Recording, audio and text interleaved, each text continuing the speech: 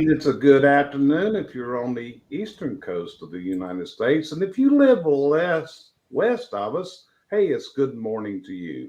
And I want to welcome you to another episode of the Chimney and Fireplace Success Network. Our show is sponsored and brought to you by the CBC Success Group. And we've got three of our team members here, Brandi, Sheryl Eisenhower, and myself are the host here today. And as usual, we've got a great guest to bring you today. And we think it is a very timely subject matter that we're going to be dealing with today. So, Sheryl, what would you tell our listeners about today's episode and the value they're about to get? Whoops, you got to turn your mic on. Okay, let's try this one more time. We will be talking about the current economic condition of the country right now, which, as we all know, is not where we want to see it. But hopefully we can understand a little bit more about it, because whether we like it or not, this is what we have to deal with at this point. That's it. So, Sheryl, Brandi, what would you say about today's episode? Well, I think this discussion is very timely. And if you're like me, I don't always understand all of the financial stuff, but our guest today does. And so he's going to help break it down for us. That's it. So who's our guest today? We're bringing a very good friend of ours to the mic.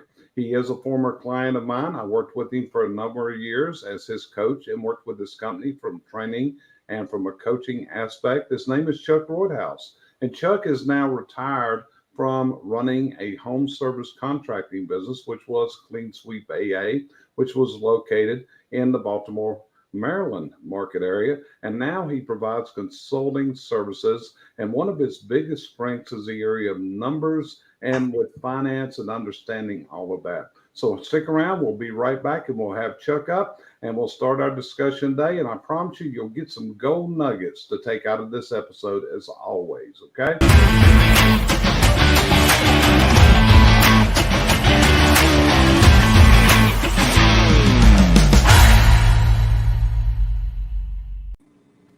So good afternoon, Chuck. I'm going to put you over here in the big window there. How you doing today, my friend? How's things there? I believe you're in the Nashville, Tennessee area is where you're living at now. I am in Nashville. We relocated from Baltimore. I'd lived there all my life and decided that I wanted to go somewhere that was a little bit more southern, even though I was below the Mason-Dixon. And we're loving it here in Nashville. Great people, great weather, and just a lot of fun. Right. So, Chuck, from working with you, from knowing you as I do, and I know you pretty deep, I think you would agree that probably you even told me one time I was one of the few people that actually understood you as deeply as I did. So one thing I noticed was you were always a guy that was into developing systems in the business, but you were also into the numbers and how to be a profitable company. Have I got you pegged pretty good when I say those things? Yeah, I would think so, pretty well. So first, I just wanted to thank Brandi, Sheryl, and yourself for having me. It's, very much an honor to be on your broadcast. I know how serious you guys are about providing good information to, service industries across the United States. So thank you for having me. And the other thing I wanted to tell people, that anything that we're going to talk about today, I want to stress that if there's any opinions that come across that sound political, they are not, because I don't care. I think that what we need to focus on today when we're discussing things is it doesn't matter, whether you're red or blue or black or white or green or pink, it doesn't matter. It's playing the cards you were dealt and how to pivot and how to adapt so you can be successful and profitable. And that's really what it's all about. You've got to kind of tune out the noise because it's a distraction. There's so many things that are going on today that we're exposed to that it'll take our attention away from what we need to focus on, which is the numbers and how to be profitable. Yeah. So Chuck, as I introduced and in the promos for today's broadcast, this is what I'm calling an economic roller coaster. What we're seeing out there, we're seeing talks of inflation. We are seeing talks of recession. We are seeing rising prices. We're seeing groceries are rapidly rising. The cost of gas, the cost of living is going up dramatically for everybody in the country. But it's just like you said, you got to maneuver and make a path for success in business. You can't just roll over. And we've been through tough times like this before, and we're probably going through it. So the first question for you is, what's your opinion of the current economic impact and how it's going to affect business, and specifically in the home service contracting businesses across America that we work with? Well, I read a lot about this now since I have more time than ever. And, it's the kind of thing that doesn't interest most people, but I like to kind of dissect it and understand, what's causing it and being able to maybe forecast so I can know how to, if I was investing in the stock market, would I move things or would I stand pat? Is it time, has the market bottomed out and is it time to buy? Or do you want to wait a little bit longer? Some of that is a gut reaction, and some of it is information that's out there that you can make your best guess to forecast.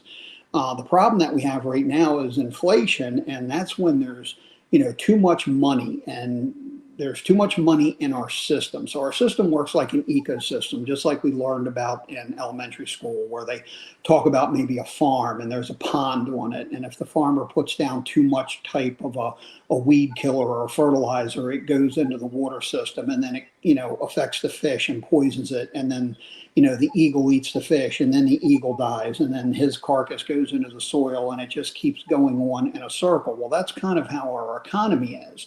So if you overstimulate it with too much money, and then we had a lot of wealth sitting on the sidelines due to COVID.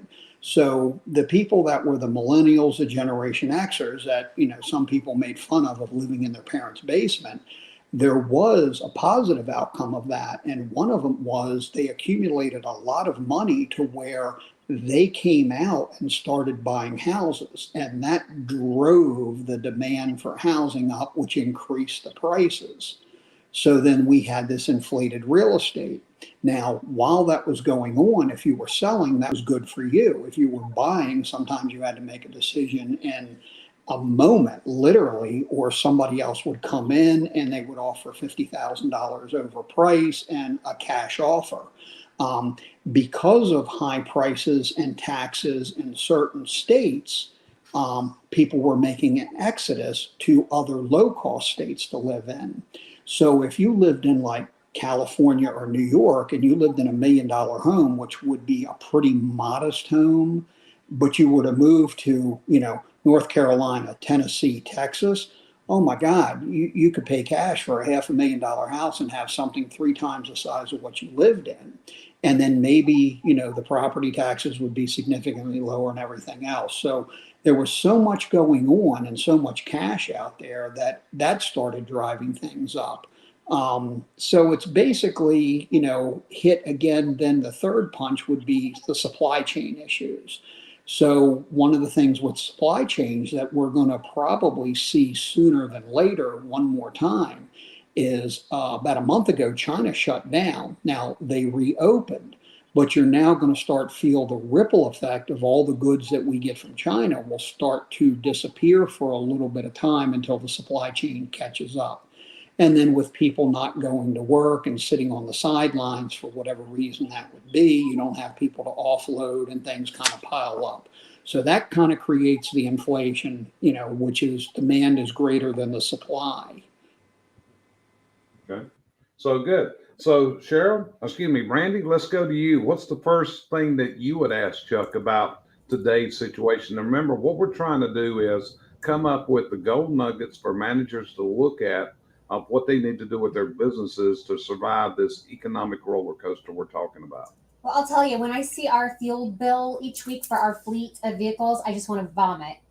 The guys bring back their gas receipts, $160, $170. We're optimizing technician routes. We're talking to them about the way they drive.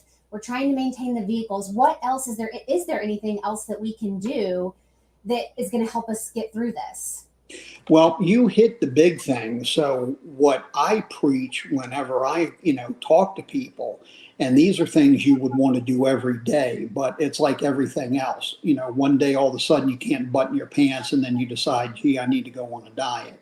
So that's kind of where we are as a business.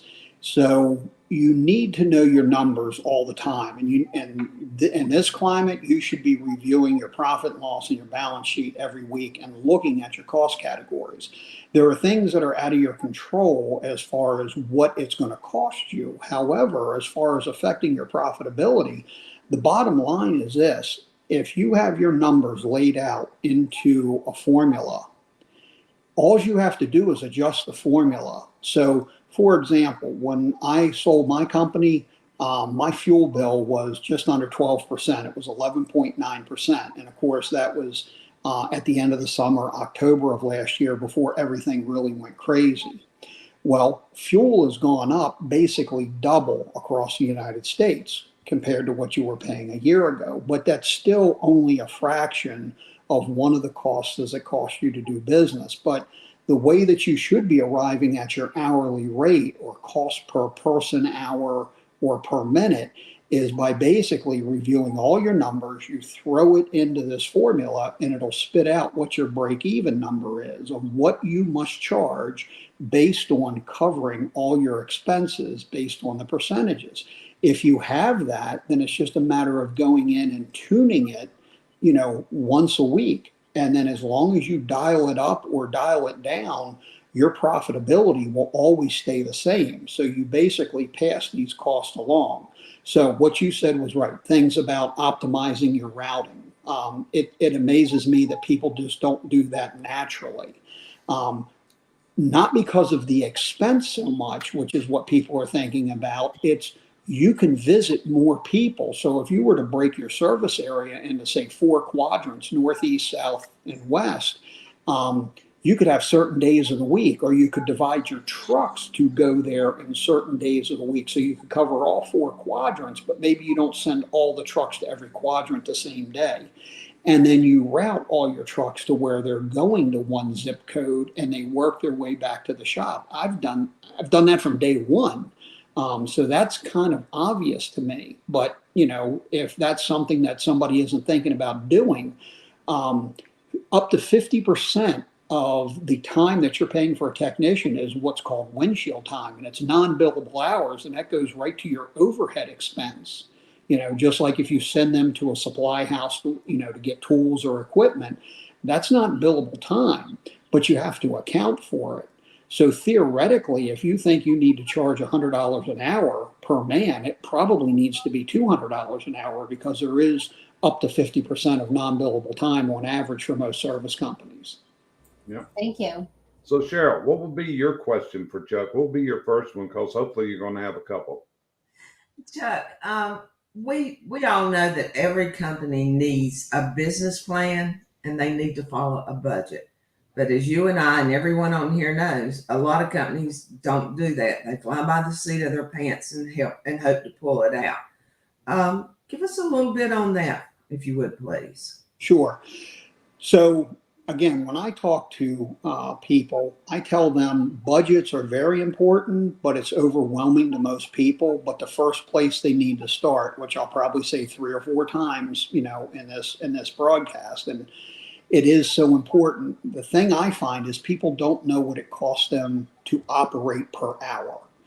Once you establish that, then you can create your budget. Now, your budget is somewhat done for you. If you have somebody entering your information in your QuickBooks or your accounting system by the right category, you can take that information and you can look back 2 or 3 years and you can get kind of an idea of what your cost of doing business was for each cost category, cost of goods sold, any particular category. If you want to look at fuel expense or maintenance, one of the things I learned very early on, I've been involved in a number of different things in my life. I'm an Eagle Scout. So in the Boy Scouts, everything was about training and systems. And then from that, I segued into the fire service, and I was a career firefighter for 25 years. And everything with that was habit and training. So you could do things in the dark when you can't see what you're touching, and you knew by the feel. If you were trapped in a building fire and you found a hose line, because the couplings were shaped a little bit different between a male and a female as far as the outside nubs on them. You would know whether you were going towards the nozzle, which is where the fire would be, or the other way out towards where the engine would be. So obviously, if you're looking for an escape route, you need to know by feel and touch because you can't see. So those kind of things are all second nature. So if you apply those to your business of creating the right habits and you look at the right numbers, and then you can forecast. Now, today with the market being so volatile, you can still lock everything down once you have your budget established and you know your hourly rate. And again, going back to what I said earlier, you just tweak it on a weekly basis. If gas all of a sudden goes up, 50 cents a gallon in a week's time, which is not unheard of, and that represents a 0.5% increase, well, then you go in and you kick up how your formula works by 0.5% if none of the other categories that increased. And that will automatically, if you're charging $100 an hour, or maybe you're charging $100.05 an hour now. But if you don't do that, you're slowly going dead. So a quick example would be this. Typically a person in round numbers, if they're working, full-time, 40 hours a week, 52 hours a week, or 52 weeks a year, that's about 2,100 hours you're paying them. It's 2,080 to be exact. So let's just call it 2,000 hours you're paying them. If you're billing $100 an hour and your costs go up $1, you're going to lose $2,000 a year per man. If you've got 10 people working, well, now that's 10 times that amount. So now that starts to become real money. So if you're losing $20,000 a year because you didn't increase your costs by $1 an hour, and your profitability margin is at 20%, which is where a service company should be, then that means for every dollar you don't increase per hour per man, then you have to make $100,000 to get $20,000 worth of profit to offset that loss. Nobody wants to do $100,000 more in sales just to cover this waste, And it's the same thing with stocking what you have in your warehouse. You have to break the habits. You need to look at your trending to forecast. If you're selling a product, whether it's a gas log, whether it's window air conditioners or any other kind of widget or gadget, you would want to look and see what is the trend. When do you sell these? Is there something that you have in stock because your prejudice is you think the birch gas log is the prettiest, or the window air conditioning unit that's painted matte black is the prettiest, but realistically no one buys that. And as the economy starts to, really take on a face of people looking to conserve, then the bells and whistles are not going to be important to them, and they're going to look for the generic. And grocery stores are seeing that. The membership fees or membership acquisitions for Sam's Club, Costco, and BJ's have all gone through the roof. And it's not because people want to buy in bulk because they don't have the disposable income. They're going there for the gas that's anywhere from 10 to 15 cents a gallon less. They're looking to save anywhere they can. Yeah. So Chuck, one of the things about it, and I need to know if you agree, that many times today our overhead expenses and our operating costs are getting inflated. And, from this, you got to know this. You got to track this and measure it. I heard you say something a while ago about you need to do this once a week.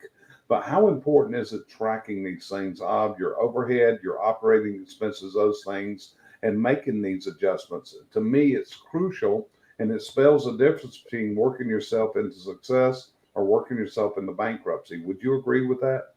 Oh, I'd agree with that 100%.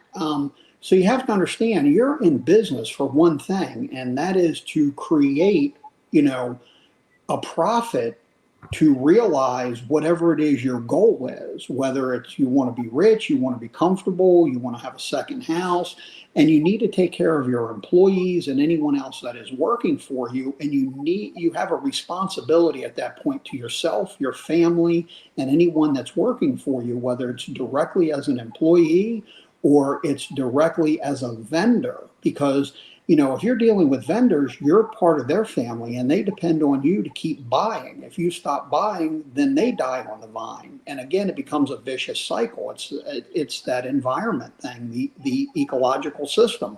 So we need to be responsible and take part. So by watching your numbers, if you don't increase whatever needs to be increased to make sure you stay at a certain level, it's just a slow dance with death. I read occasionally, I'm not on Facebook like I used to be all the time, but these social media posts where people will have this real hard line thing that I'm just not going to deal with this. I'm not going to, pass this on to my customers. Well, I've never gone to a grocery store and had somebody apologize to me because the price of hamburgers $5 a pound instead of $3 a pound, or somebody at the gas pump just, shaking his head and saying, I'm so sorry to do this to you. It's the cost of doing business. It is what it is. And if you're going to fool yourself by thinking in a service business, you can't make money in volume. If you're a retailer and you sell more widgets, then your buying power becomes more, so you get a discount on the widget. But in service, it doesn't work that way. It's time and materials, and you can only be in so many places in an hour or in a day. So you need to adjust your formula constantly, or you're going to go out of business. It won't happen most likely overnight. It'll be 3 years from now when everything is worn out, all your tools, and you can't replace it. And with what the cost of borrowing money is right now, and it's not supposed to change from all the forecasting for another 5 to 7 years, it's going to be very expensive to buy vehicles or anything else if you have to borrow money. Yeah. So, Brandi, what's your next question or statement you would add into the discussion? I guess talk to me about customer acquisition. So should I be continuing to focus on acquiring new customers? Should I be focusing on my current customers? I know that, anytime things get tight, our tendency is to slash budgets in places. Should I slash my marketing budget? Should I increase it? Talk to me about that. Sure. So I have a very strong opinion about marketing. Number one, you have to have the right partner to make sure you have the right message and you're telling about your company, your culture, and your story. If they are successfully doing that for you, then you want to do both. You want to market for new acquisition, because in today's market, people are fickle and they're looking to expand the use of their dollar. So if you can show that you're reliable and you market to the right person, and again, you need to know what is your client. So in my business, I used to get teased and I liked it. I kind of marketed myself as the Nordstrom of chimney companies. And I was very bold about saying that. And there's other people that like to be the Walmart. Well, you know what? Mr. Nordstrom and Mr. Walmart are both very wealthy people and very successful. So both can work. It's just knowing where you are and what is in your community that you serve, and then listen to what the customer is telling you. What are they looking for? So the existing customers are a gold mine. It's low-hanging fruit. They've already dealt with you. And if you have everything in place with your systems, your CRM, your follow-up, you're priced right, you have excellent reviews, and you're marketing that, then they're happy with you and they're not going to shop around. And you already have that list to market to, so you need to take advantage of it. But at the same time, there's a lot of people that aren't happy with people they've dealt with in the past. So you need to be in both arenas equally as much. Yeah. So, Sheryl, what's your next question for Mr. Roydhouse? What would you add into this discussion? Basically, I was thinking on the lines of inventory, Chuck. Mm-hmm. And we are always trying to help our clients work towards lean. But I'm amazed at how many, number one, aren't going to do that. And number two, a lot of them don't even understand the concept of why your barn should not be full. They think a full barn makes you, I guess, more important, you having more leverage. I mean, we would have sure loved to have had some more stoves in there at a given time, but nobody could have made that call. So give me your idea on what to do with your inventory, your barn. Well, again, if you have the correct information, the data points to look at, you should be able to know, okay, if I was in, primarily I deal in the chimney business, but I have, landscaping clients that I work with as well, and trucking people. So it's a little bit varied, but business is all pretty much the same game with anybody, whatever item you're talking about. So you should be able to look at it and you should say, okay, if I was selling cars in my community, is the majority of the people going to buy a really good Chevrolet, or am I dealing with people that are Cadillac buyers? Or do I have a area where people can buy a lot of different things, but what percentages? And then that's what you would want to stop. So when you go by a car dealership, pull it up on, well, it's a little tough to do that now because cars are hard to get. But 3 years ago, if you would look at what, say, the Ford dealer had, and the type of pickup truck that he would have on the lot, he would have a lot of the middle of the road pickup trucks. It would have just enough add-ons to make it pleasurable to own and drive, but it wouldn't be overloaded. And then he would have a smaller amount of just loaded up trucks that were 100 grand, but then he would also have a small for entry level people.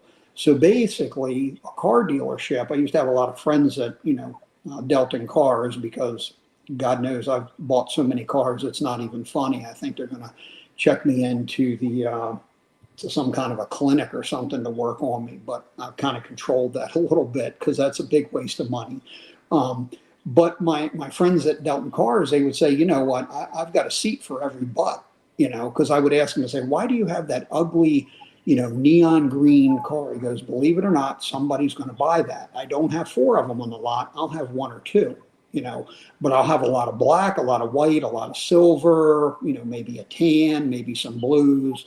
So it's the same kind of thing. So to answer your question directly, you should be able to look at what did you sell last year? And then whatever is the most prominent is what you would want to have a little bit extra of. And then that's going to be based on what is hard to get. So if stoves or gas logs are hard to get, you might want to have a few more of those. But that becomes a little dangerous now, because as people's buying habits start to change, you don't want to have a lot of cash sitting in your barn, because that's money you could be using for other things like marketing. You're going to see people that'll do a lot more Band-Aid approaches. I have an article that I just read, and it was also on a news channel. And basically, they interviewed 3 people from across the United States that were contractors. One was a guy in Columbus, Ohio, which ran a maid service. One guy was a roofer in Wisconsin, and another was a Virginia HVAC contractor. So it was a pretty good cross section. And basically, they all said the same thing, that people are prioritizing their spending and they're rethinking of what their habits are going to be. The maid service is getting cancellations due to people need to cut their costs. They're going to clean their house themselves, or they're hearing things of layoffs. My wife lost her job. The Wisconsin guy, it's a supply chain issue. The cost of putting on a roof has gone up 50% in the last year. And people are moving more to, what can I do to get by for a couple of years? Can you replace, a couple of bundles of shingles in different spots of the house? Can you tar the roof, or can you do something just to give me some relief for a year or 2? And then the HVAC guy is saying people are choosing not to make repairs to their air conditioning system. And this report came out 3 days ago, so it's kind of current as far as what the temperatures are across the United States. And he goes, that's a real problem, because it's 95 degrees in Virginia Beach last week. But they're kind of making a decision. Do they buy food and gas, or do they get their air conditioner fixed? And they're doing the same thing. They're either doing Band-Aid repairs. Can you just recharge me? Can you just replace this belt or whatever, so I can at least make it to September when I can get by with fans and have the windows open? Or if they do have to replace the system, he's seen a huge increase in financing, and even financing repairs, which was unheard of according to him. Somebody had a $2,500 repair. They were writing a check, they were using a credit card for it. Now they're actually setting up more of a long-term financing.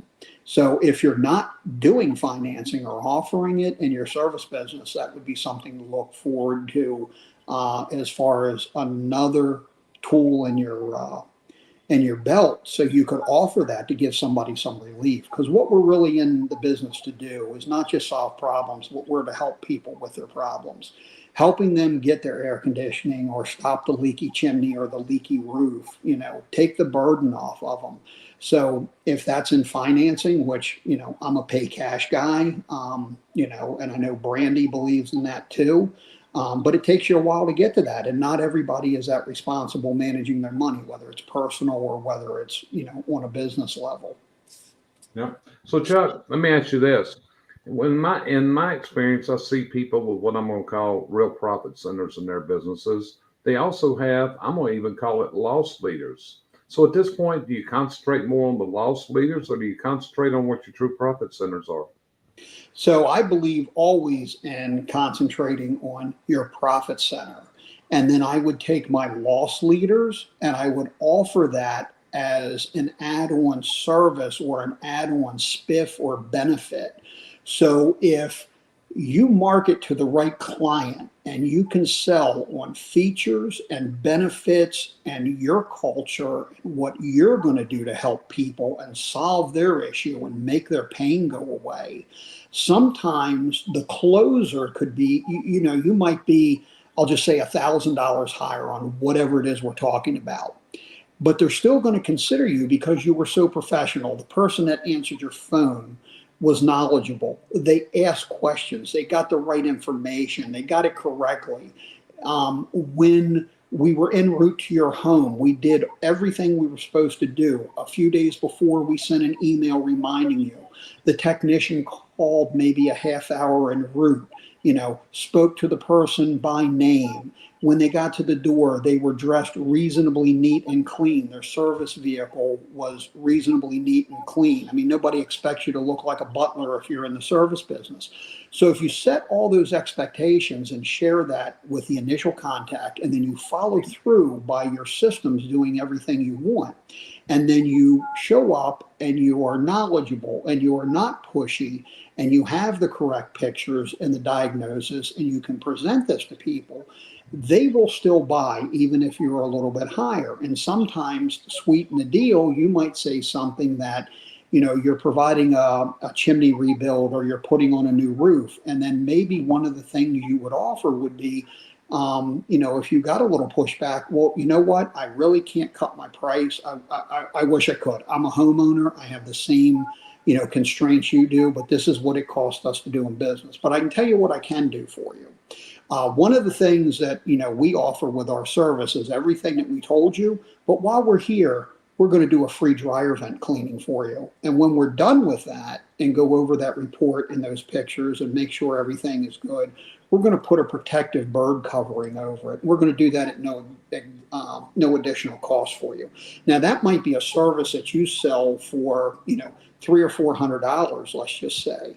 But if you're bidding a $15,000 or a $30,000 job and you're already there on site, the little bit of time that's going to take and the goodwill, and then that is going to be a loss leader that now they know you do dryer vent cleaning. So the next time that they hear about somebody with a dryer that's clogged, you're going to pop in their mind. So it's almost kind of a low-cost marketing. But it could be the way to put the cherry on top to close the deal. Gotcha. Okay, Brandi, what's your next question for Chuck? Sorry, I had trouble finding the unmute button. So I know there's like a lot of fear mongering out there. What can we do to reassure our employees? They're hearing the news. It's costing them more to get to work. What can we do to reassure them? Okay, well, I like to say that fear is false evidence appearing real. Now, I would love to take credit for that, but that's a Zig Ziglar thing. And I like quoting Zig. I've always liked him, and I'm 1 week away from being certified as a Zig Ziglar coach. And, I'm very proud of that. I've learned a lot going through the process. It's kind of put the pieces of the puzzle to me together that I knew all these things, not sounding arrogant or as a know-it-all, but it's kind of like I knew all this, but he had a way to kind of put it together on almost one page, I'll just say, so it was easy for, a dummy like me to understand it. And it gives you insight of how other people think, because if you don't understand how other people think, you can't communicate, whether you're trying to sell them, whether you're trying to mentor them or coach them, or just give them friendly advice. If they're not hearing your message, then you're not effective. And that's our goal, is to be effective. So as far as fear, I'm telling everybody there's nothing to fear. We're not going to get out of this alive. So you might as well make the best of it. So if you've laid the foundation, which unfortunately a lot of people haven't, you'll know where to pivot. If you don't, get help immediately. There's plenty of coaches out there. You can get a business analysis done. You can get a SWOT done. You guys do all of those things, and then at least somebody could diagnose and say, okay, here's your strengths, here's your weaknesses, here's your threats, here's your opportunities, and then your last one that you added is, your fears. And how do you address those? And get somebody to give you basically a plan to put you on the right track.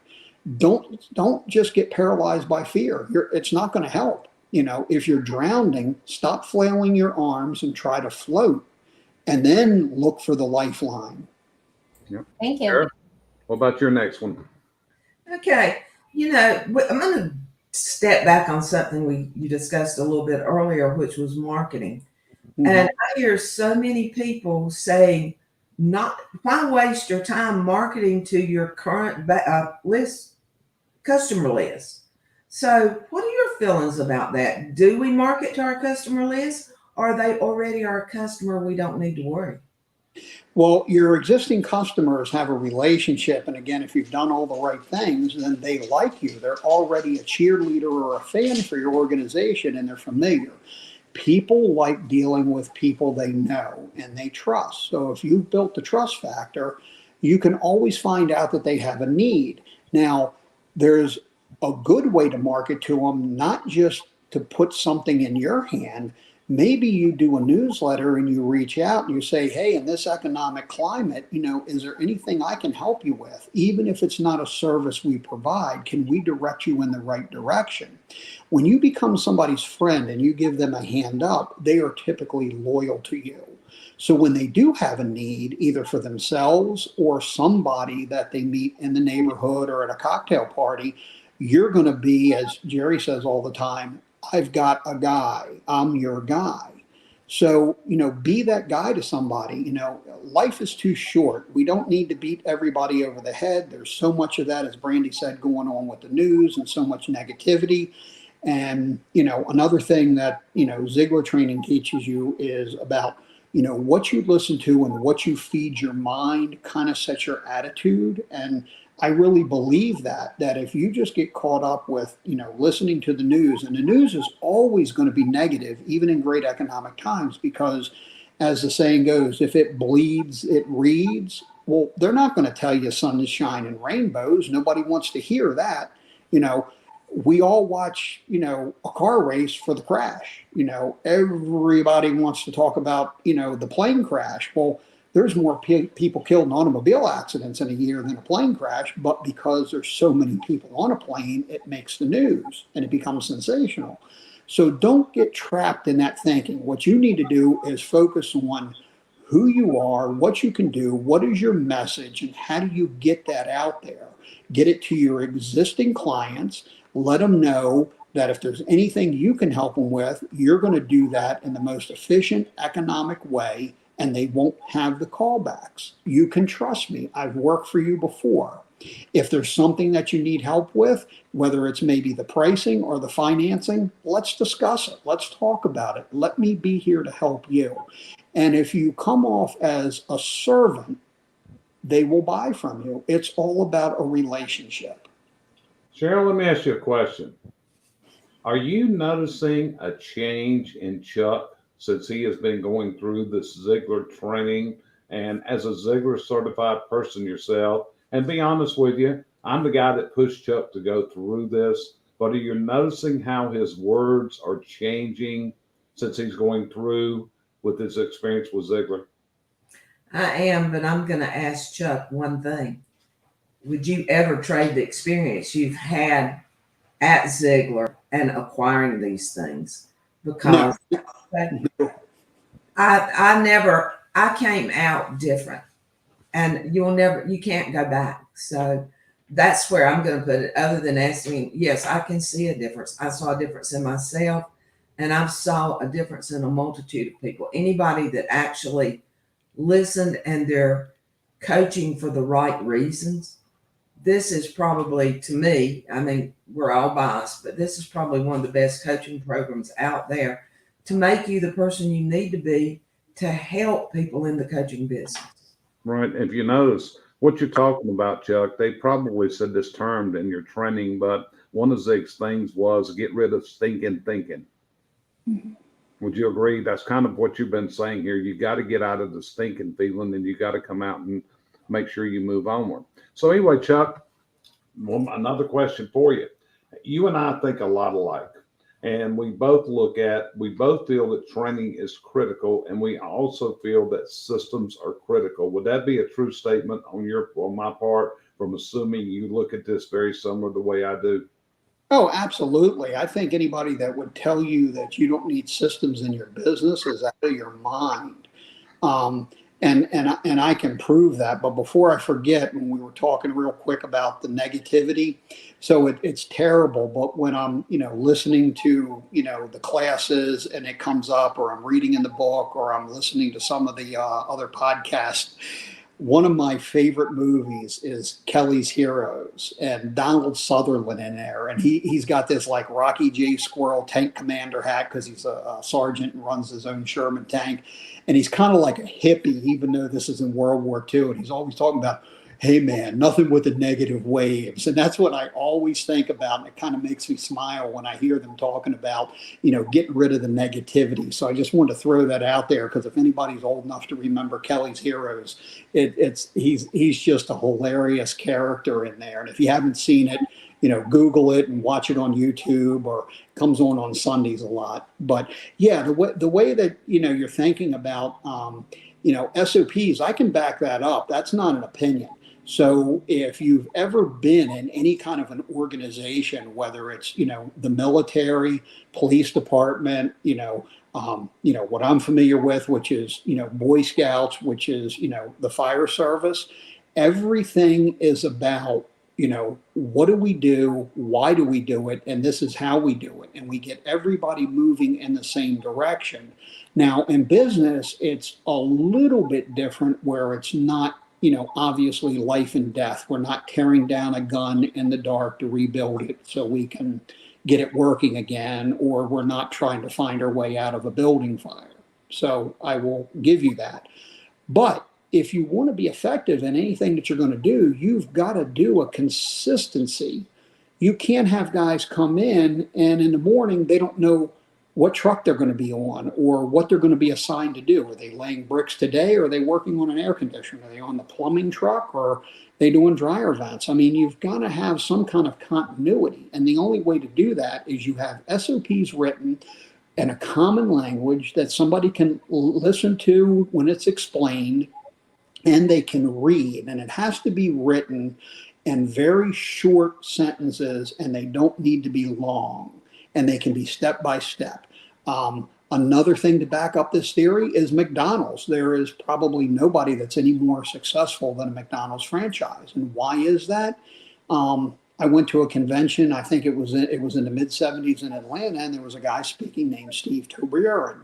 And one of the things that I remember about him is he was talking about this service circle, and he said, picture a service circle that is links of a chain. And that's really what McDonald's is selling you. When you buy a franchise, you're buying a bunch of notebooks that tells you how to operate a business.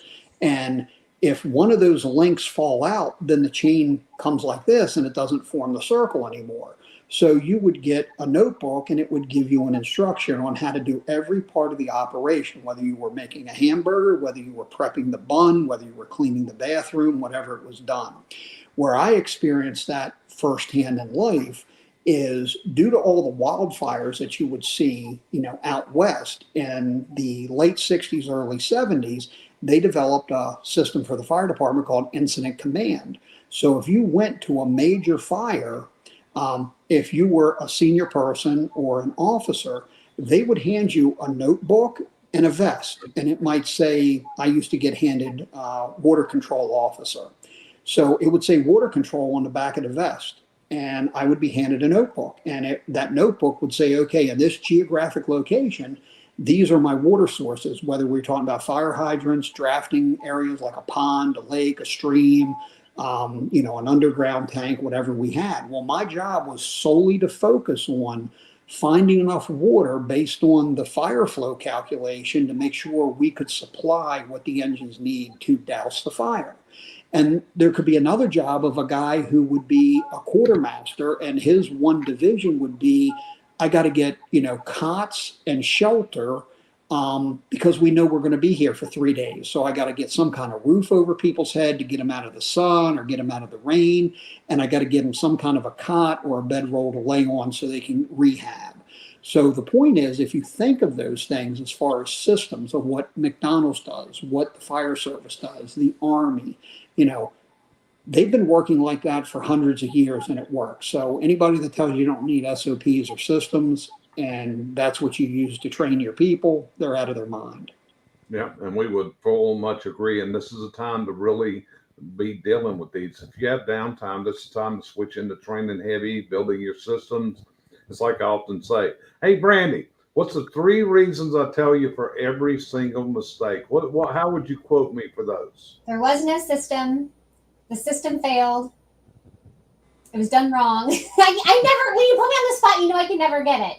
Okay, number 1, there is no system. Number 2, the system is wrong. Number 3, someone didn't follow the system.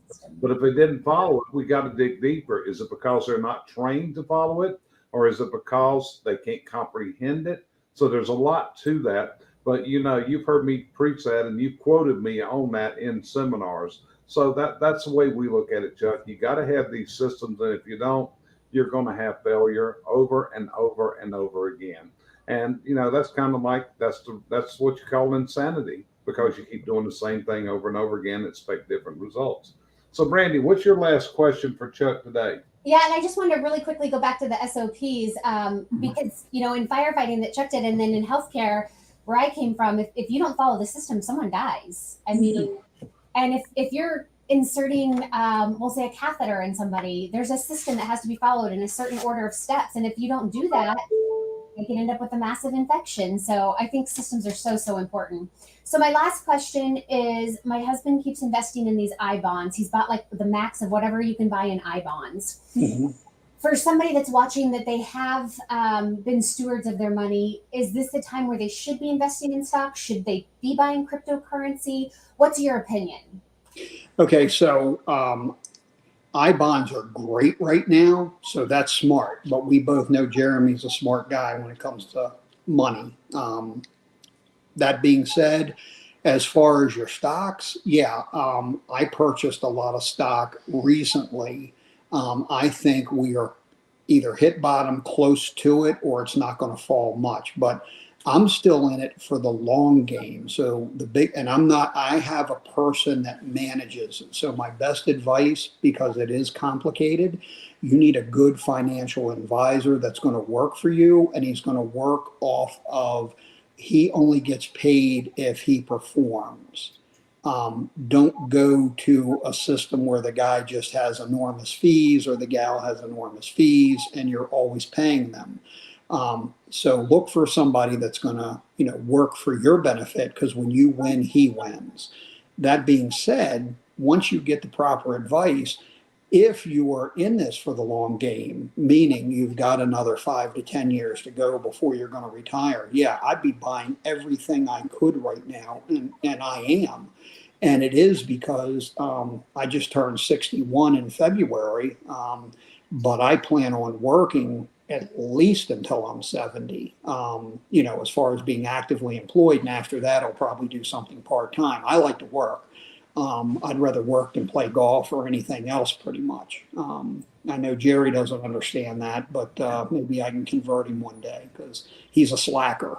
But that's what I would be doing. Now is your opportunity. So most people panic and they want to sell because they see the market crashing. So basically we were up to, 37,000. It's been hanging at 30. I think it was up to 31 today. We had a little bit of a rally, but as Jerry said earlier, we're going to have this swing back and forth of this pendulum.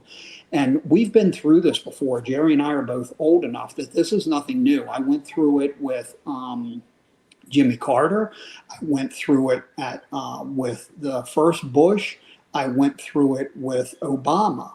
And again, it doesn't matter who the president is or anything else. It's knowing where you're at, having a strong financial position. You always want to have a nest egg. You don't want to constantly be borrowing money because you're never going to win. The people who win when you get a loan is the guy who's giving you the loan, the bank. That's why they're in business. That's how they make their money.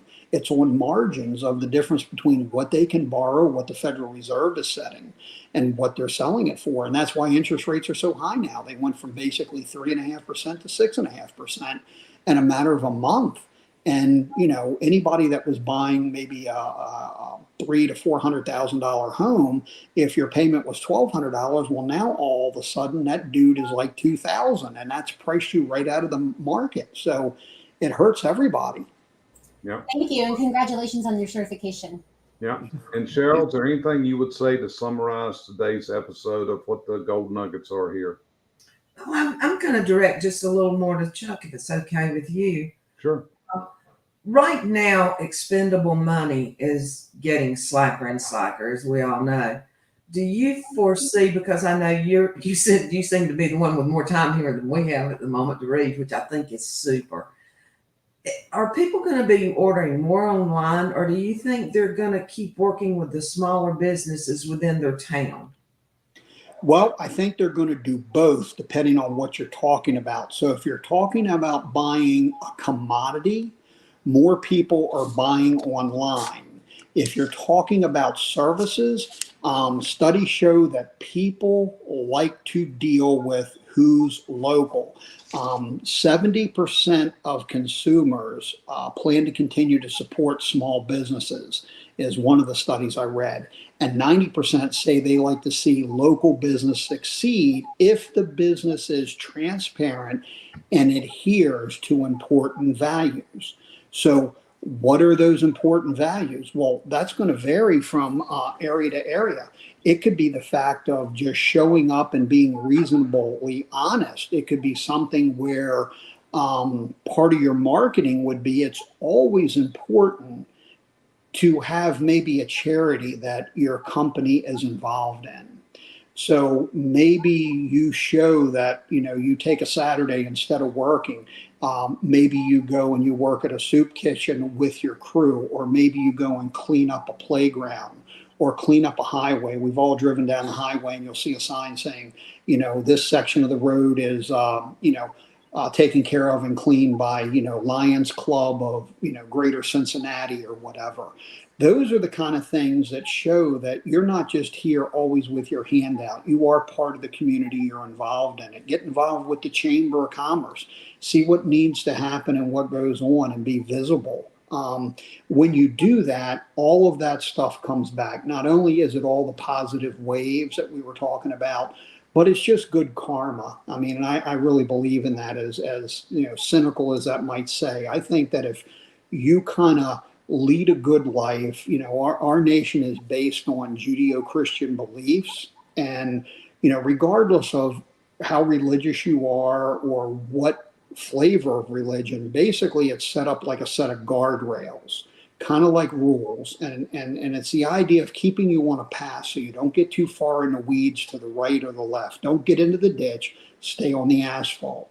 So it doesn't matter, what your actual belief is. It's just common core beliefs as a culture of keeping us all moving forward on the same path, and we can all kind of move from side to side as we want. All, the four of us have various, beliefs and all, but one thing we do believe in is family and doing the right thing and controlling our finances. So that's a commonality between the four of us, and we're from, different ages and different geographical locations, but we do have a lot of common ground. Find that with who you're dealing with. Yeah.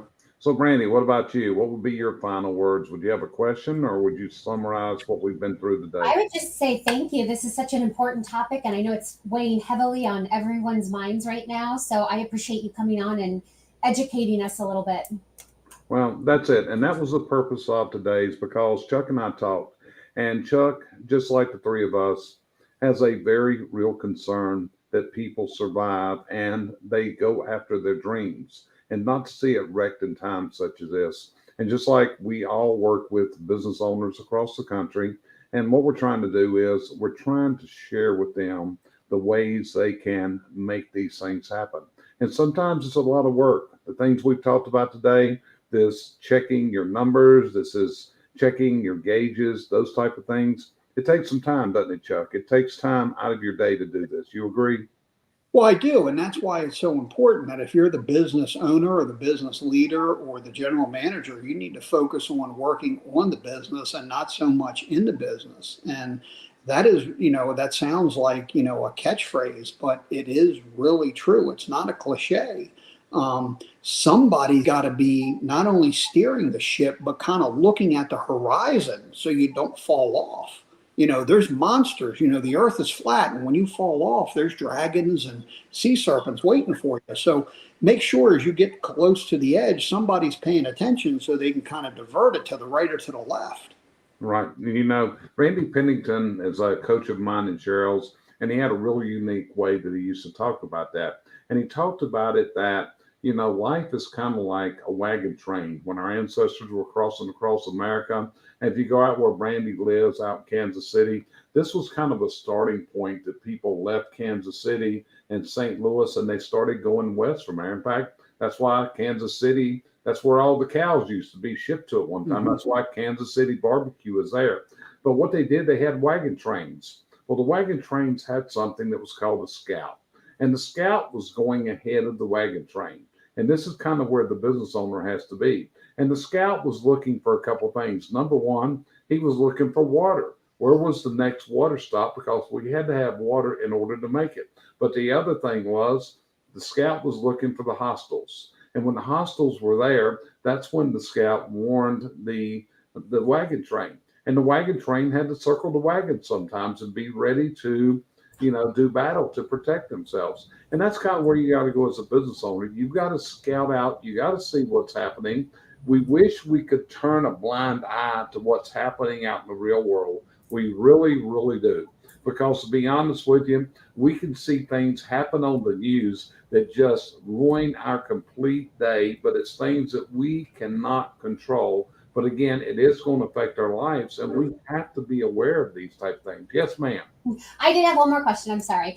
So, Chuck, financing is not in our wheelhouse. That's not our top specialty. So, if there is somebody watching and they have questions, how can they reach you? So, I have a website. It's roydhouseeffect.com. And then if they wanted to email me, if they had a question, if somebody just has some simple questions, they just want a 15-minute, 30-minute chat, I'll gladly talk to them. The best place to get me is chuck@roydhouseeffect.com. So that's CHUCK@ROYDHOUSE, and then effect, which is EFFECT.com. Thank you. Okay. So, Chuck, I want to appreciate you being on here today. I think you've shared some good knowledge with us. I think you've got some, really good discussion today. You feel like you've got some good words out, my friend? I hope so. I hope, if nothing else, I didn't come across as being too opinionated. I want to find a way that people could take some information that, all of us kind of contributed to today and at least acknowledge that I've got to pay attention and I've got to do something and start on that path. It's always the first step, which is the hardest. Well, Chuck, you've been on here today with three people that have very definite points of view. Sometimes the three of us do not agree. Our points of view will differ, but having someone with definitive points of view, that's not a problem. So if you joined us today, we hope this has been of value to you. We hope that it will assist you in order to see what's ahead, to keep your eyes open, to give you ideas, what I call gold nuggets. And with that, I want to thank you for joining us today on this episode of the Chimney and Fireplace Success Network. Follow us on Facebook. And we do appreciate you being here. And now, if I can hit this button just right, it will end right at